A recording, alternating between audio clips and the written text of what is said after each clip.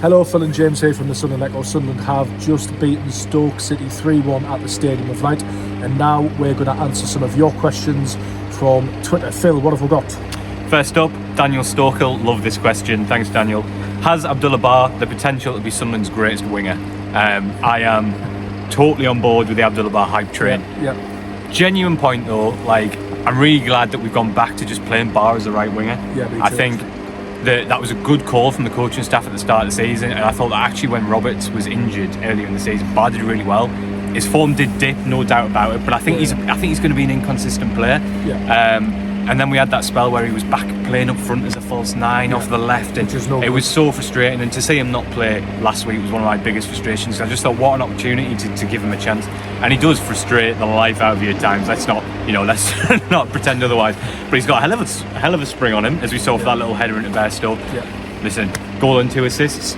He plays next week. Well done to him. He's absolutely taking his chance. I think what's positive about Abdullah Bar as well is that he's clearly had some adversity during his time at Sunderland. He's been in the team, out the team, new country, new language, all that sort of stuff. His form's dipped. There's been times at the Stadium of Light where perhaps fans have had a little groan at him, kept his head down, kept working, kept flying up and down that right-hand side. Fair play to him. Great to see it pay off. And arguably man of the match today. I know you give it to Clark, but Bar was right up there. Yeah, definitely between the two. One thing I would say, Daniel, is that Steed Mulbronk and Bolo Zenden are Sunderland's 2 greatest ever wingers. They will always be Sunderland's 2 greatest ever wingers. But I'm on board with the hype, so I'll keep that coming. Love that. Tony Burns says, full-back positions, 2 good players today, but both playing out of position, and at times it shows. I do agree with that. I think, I think Jensen's going to be centre-half, isn't he? I think you can actually see he's got loads of good qualities, but he's never going to be someone who offers much of a threat from a deep position. Yeah. Trey Hume, listen, he's wasted at left-back, really. I think he's doing a good fit. The problem at the moment is that Pembele isn't really fit. Yeah. And I think that basically leaves Beale with little choice in his defence at the moment. I thought the good thing today was having Bar as the winger at least meant that Seal didn't have to worry too much about his attacking contribution. I thought that was an important switch. But I agree with you. I hope that a left-sided player comes in. Just to add to that food for thought. So Jensen Seal's obviously playing on the right, Hume's playing on the left. You've got Luke O'Nien there, who's a centre-half, and I thought actually did well, advanced the ball really well. But he can play full-back. Would it not be better to put Sealed in the middle? You have O'Nien as your left back, and then Hume could go to right back. I know it's sort of breaking up that Ballard-O'Nien partnership. Be careful what you wish for, because that could go wrong.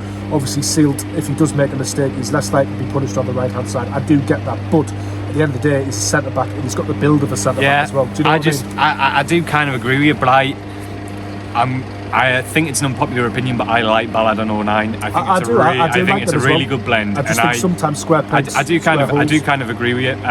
But I am happy personally. I'm happy with O'Nien as centre half. I think they should continue that. What I would say is Dan Ballard is now 1 yellow away from a 2-game suspension. There is no way he avoids that. And when that happens, Seal did you get booked? That'll make my line tomorrow. And look out for that on the website. And Seal will go in at centre back, and that's going to be a big chance for him. So Chris asks, who would be your main striker /9 against Berra unless another comes in before Thursday night? I think Bairstow's got his goal, and I think he has to play. A bit harsh on Rooston, maybe to drop out the side, but he did come on at the end. I think Bairstow did canny. His work ethic was good, and he's got a goal. I think you just have to say to him, you've got your goal, give him another opportunity. But this is the interesting thing about Michael Beale, because Rooston got his goal, and then a couple of games later he was out of the side. I think we all expected Rooston to start today, didn't we? And he didn't, and Bairstow's coming. Fair play, Michael Beale's being vindicated, but in terms of that number 9 spot, God knows what he's going to do, and God knows, good luck predicting it at the moment. Yeah, no, it is. It's a strange one. It is, but I think you've got to give Bairstow another opportunity. I would personally, but Michael Beale might like differently. Gary says, do you think if we go on a decent run of results performances, some fans may come around to Beale? That's a very good question. I think it's going to be really difficult off the back of Thursday. I think that we are back in. We talked about the comparison last week. I think it even more so now.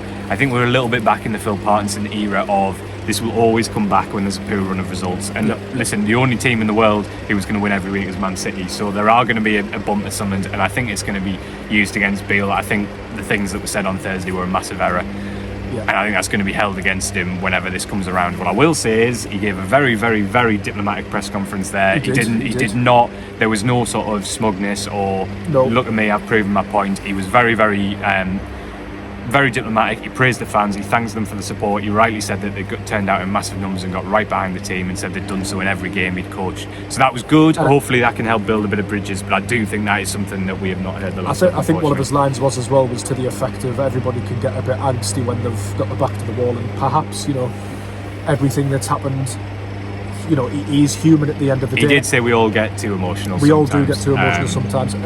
For me, I don't know, he's got to win a lot of games to be, considered a success at Sunderland, and for fans to forget about that. But this was the first step towards the road to recovery. He now needs to back that up against Middlesbrough. Yeah, agree. Last one comes from Ethan, who says, do you think the Pritchard situation could have an adverse effect on the dressing room? Ooh.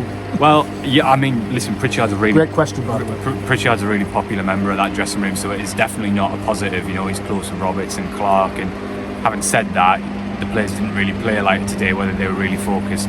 I think it is... Listen, I don't think it can be seen as a good thing in any way, shape or form.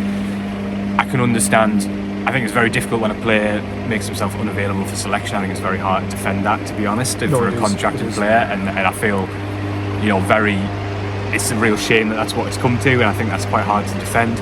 What I would say as well is that I can understand his point of view, that he feels like his contributions to the team hasn't really been valued by the club over a longer period of time. Yeah. I think it's a messy situation. We've just written a long piece on the Echo, which you can have a look, which hopefully gives a bit of background.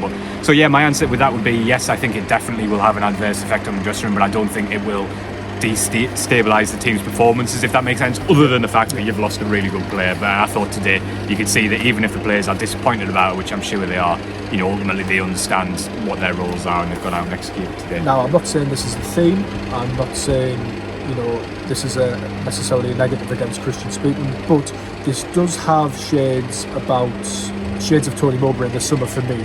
There was sort of uncertainty. It was never really addressed. Tony Mowbray ended up staying, and then it's all come to a head a little while after. And football's a ruthless game, but I think you do have to be wary about how you treat people. Obviously, I think Alex Pritchard, not playing when he's under contract, I do think that's poor from the Sunderland fans' perspective, but that's obviously a decision he thinks he needs to make, and he has to look out for himself. I do understand that and respect that, but there's just a few little common themes maybe developing in how Sunderland handle things long term that you hope aren't repeated. You hope lessons are learned from these mistakes and these situations, obviously.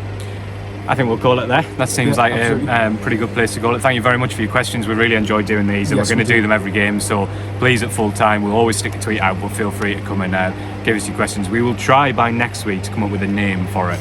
So we're open to suggestions for a name, because if we're left to do it, it will be rubbish. But thank you very much. It's always a pleasure to get your questions. Absolutely. Sunderland website for the report, the ratings, Michael Beale's post-match reaction. Everything will be recorded on the podcast later on in the week as well. But thank you very much again for watching.